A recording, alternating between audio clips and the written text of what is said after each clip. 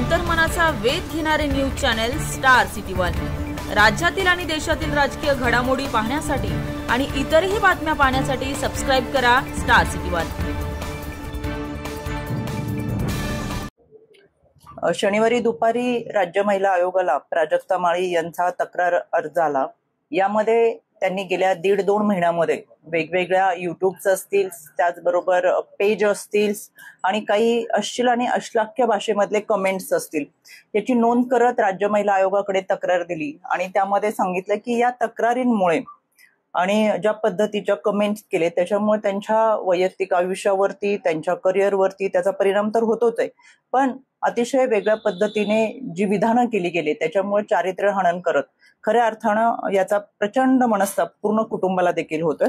आणि याच बरोबर गेल्या काही दिवसापूर्वी बीडमध्ये आमदार सुरेश धस यांनी सुद्धा जाहीररित्या वक्तव्य केलं होतं आणि त्यामुळे त्यांचं वक्तव्य आल्यानंतर हजारो पोस्ट आणि वेगवेगळ्या युट्यूब चॅनल्सने केलेल्या बातम्या ह्या अतिशय वेदनादायक आहेत आणि त्या चारित्र्य हनन करणाऱ्या, बदनाम करणाऱ्या आहेत आणि त्या अनुषंगाने राज्य महिला आयोगाने त्याची दखल घ्यावी आणि त्यावर कारवाई करावी अशा स्वरूपाचा तक्रार अर्ज हा राज्य महिला आयोगाला प्राप्त झाला होता। यामध्ये 2 दिवसाच्या कालावधीमध्ये संबंधित आमच्या आयोगाचे वकील आणि त्यामधील तज्ञ यांनी सर्व शहानिशा करून हा अर्ज आज दुपारी मुंबई पोलीस आयुक्त यांच्या कार्यालयाला पाठवलेला आहे। त्याचबरोबर